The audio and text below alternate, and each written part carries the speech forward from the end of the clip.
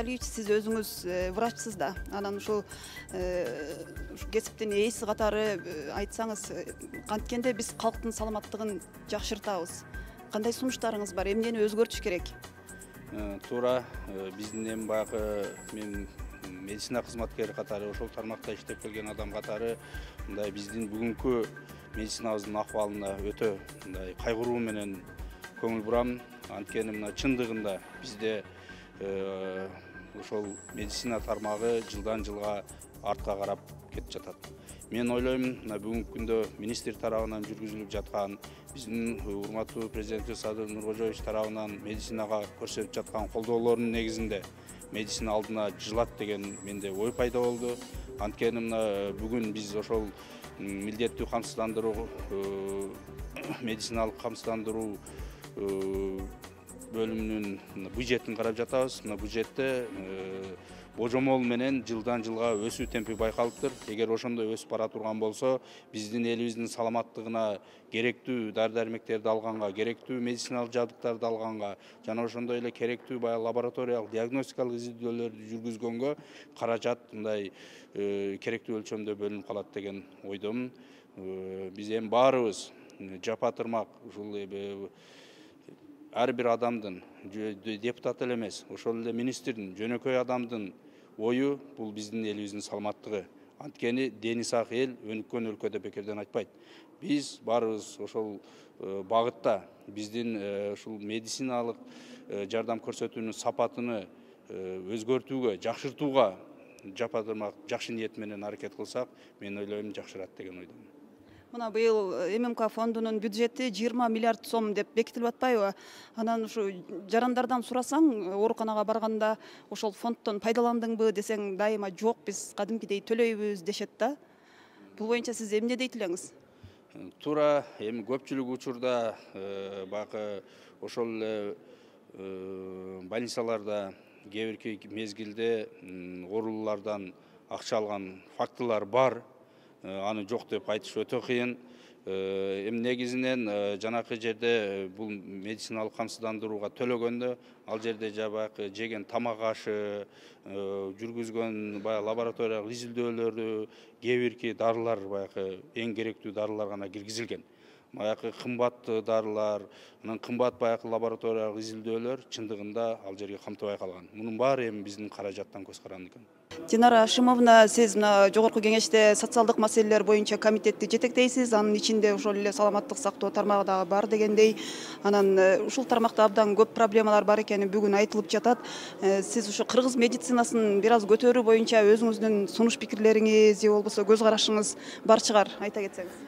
Бул медициналык тармакта эң бир чоң маселелер ушул ФОМСта да. Себеби силер баарыңыздар эле билип атасыздар, өзүңөр деле ооруканага барсаңар, ошол бир жигердүү жакшы жардам деле албайсыздар да ФОМСтанчы. Бир ушундай дарыларды алсаң болот ФОМСтан дейт, ал дарылар ошол эле ооруканада болбой калышы мүмкүн. Да, бул мындай самый простой случайда айтсак. Анан эми негизи ФОМСтун уюштурулган идеясы бул акыры келип туруп ар бир адамда медстраховка болуш керек болчу да. Анан биз ошол идеяга жетпей эле ФОМС кандайдыр бир орто эле чендеги бир функцияларды аткарып эле анан кийин акчаны бөлүштүргөн бир конгломерат болуп калды да. Азыр эми ошо ФОМСту баягы саламаттык министрлигине кошкондон бери бир жылыштар болобу деген менде үмүт болуп атат. Ошондуктан мен ошондой суроолорду бердим да. Мына ал биздин бүт студенттер, биздин бүт мекендештер башка өлкөлөргө барса медстраховкасы жок. Алар ооруп калса, ошол полный иностранный гражданин болуп төлөп туруп 10 эсе 20 эсе кымбат ошондой саламаттык сактоо уюмдарына кайрылганга аргасыз болуп жатып атышат да. Анда биз эмнеге ФОМСка төлөп атабыз өзүбүздүн айлыгыбыздан 2%? Эгерде 2% төлөп келип анан кийин 6 ай төлөбөй калса, адам иштебей калса, дагы ооруканага барса уже застрахованный эмессиң дейт. Ушундай бир туура эмес системада жашап жатабыз да. Мен ошого азыр чоң ушул реформаларды кылышыбыз керек деп ойлоймун. Азыр саламаттык сактоо министрлиги менен биргеликте министрлер кабинети менен биргеликте бир ушунун концепциясын ойлоп жаңы закондорду киргизгенге аракеттенебиз. Сиз жогоруда дагы айтып өтпөдүңүзбү, маселен ушул эле Туркияда ар бир жаран өзүнүн ден соолугун өзү камсыздайт экен, жылына канча бир сумма төлөп, ошол эле учурда ооруканага жатса, ал жеңил операциябы, кандай операциянын түрү болбосун бекер экен да, абсолюттук түрдө бекер экен. Бизде ошол системаны киргизсе болобу? Ошону киргизгенге эмне тоскоол болуп атат? Ошол система киргизиш үчүн ушул ФОМСтун баягы булар этап менен эме болуп өнүгүп кете турган система болгондо, ошол этаптарын булар кандай аткарып атат негизи караш керек да. Себеби буларга акча түшүп атат да. Анан кийин негизи бул ушундай бюрократия, ушундай нерсе да, акча түшүп атканда ал уже неме кылбай өнүкпөй туруп калат да.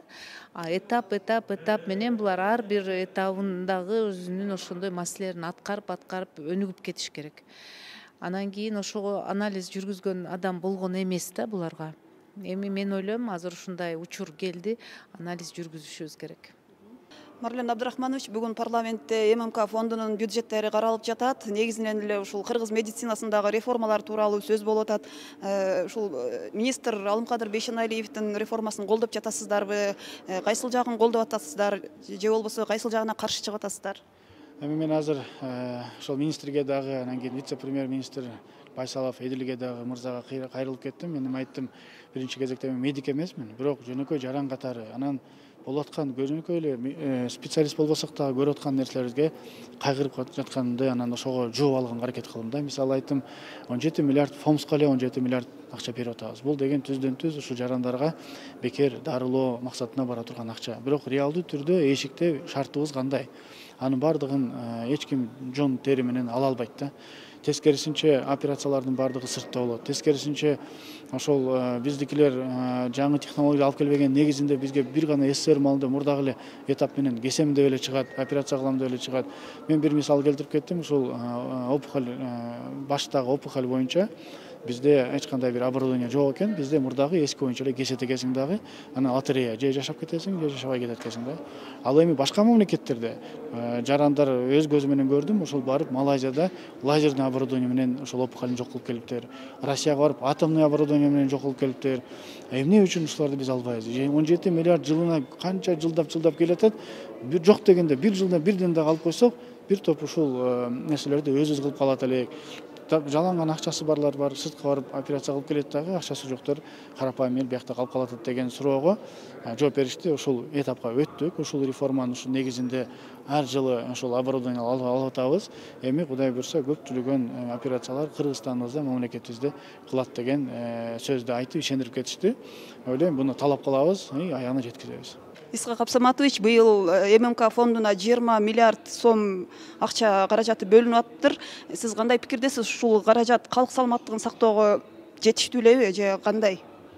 Биз 30 жылдан бери советтик системаны талкалап, ар бир адам бекерден саламаттык сактоого ээ деген принципти жоготуп, ошонун ордуна жанагы медициналык страхование деген принципти киргизгенбиз. Эгерде сен убагында тийиштүү салыктарды төлөсөң, ооруп калсаң, анда сага кайсы бир мүмкүнчүлүк өкмөт тарабынан бекер медициналык жардам бере турган мүмкүнчүлүктөр берилет. Бул толук башынан аягына чейин эмес, аталган бир дары-дармектерди, кандай бир жардамды өкмөттүн эсебинен берилет. Ушул акчага, ушул максатка 20 миллиард деп биз быйылкы жылга бекитип атабыз да.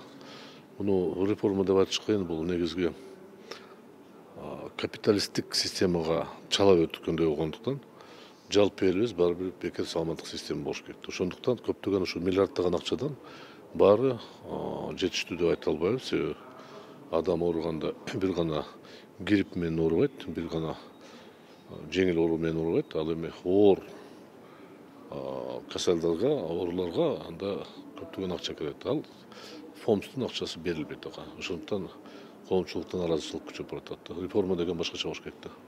Ар бир жаранга саламаттык сактоо кызмат услугалар тийиштүү болуш керек да. Ошондуктан бул эми Биз карап атабыз. Азыр 2020 жылкы аткарылышыны, 2021 өзгөртүүлөрүнө, анан 2022 жылга божомолду бекитип атабыз да. Бул көптөгөн көйгөй суроолор туудуруп атат. Ар бирөөбүзгө, ар бир депутатка жүздөгөн адам күнүгө кайрылып атат да. Бирөөнүн бөйрөгү ооручан, бирөөнүн боору ооручан, бирөөнүн башка нерсе ооручан.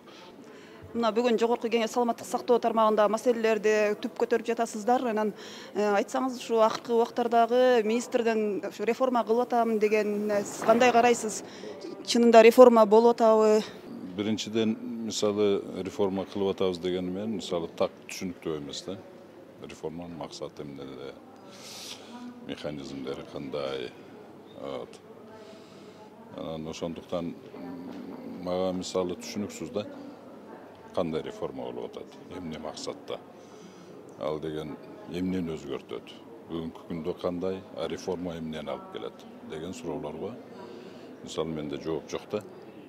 И ошондон жоопту ала албай атам да, реформа кылып атабыз деп атат, а кандай экенин түшүнбөйм мен, мисалы да. Анан дагы бир нерсени айтыш керек да, мына 30 жылдан бери биз бүт тармактарды либерализация саясатын жүргүзүп атпайбызбы? Экономиканы түшүнүктүү либерализациясын түшүнсө болот, там рынок өткөрүш керек, андай дегендей деп. А соц тармактарды либерализация өткөрүүдүн кажети бар беле? Мына либерализация өткөрүп, мисалы ошол эле соц тармактарды, ошол эле бүгүнкү күндө саламаттык сактоодо ала турган болсок, либерализация деген саламаттык сактоодо либерализация жолун өткөрүү деген бул эмне деген? Эгер СССР маалында саламаттык сактоо системасы болсо, ал саламаттыкты сактоо максатында жумуш жүргүзчү да. Ал эми азыр болсо саламаттыкты сактоо системасы эмес эле, жанагы саламаттык сактоо кызматыны товарга айланып атат да. Бизнеске айлантырып ататтар. Мындайча айтканда, саламаттык сактоо системасыны бизнеске айлантырып атат да. Анан кийин ошонун негизинде бизнеске айлангандан кийин саламаттык сактоо кызматы товар болуп атат. Ал эми элдин, адамдардын ден соолугу күрөөгө колунуп атат да. Врачка келсеңиз, сиз аны айтат, мен сен жакшы эме кылам, бирок ден соолугуңду күрөөгө кой дейт, анан күрөөгө коюп туруп, анан соодалаша баштайт. Мага керек, ал керек, бул керек. Вот ошону алып келсең, мен сага ден соолугуңду кайтарып берем. Эмне кылыш керек эми ушундай кырдаалдан чыгыш үчүн башка мамлекеттердин мисалы? Эгерде сен ошол акчаны алып келбесең, анда менде калат сенин ден соолугуң. Мен ошо бойдон калат, кандай состояниеде болсо ошондой калат деген ушундай бир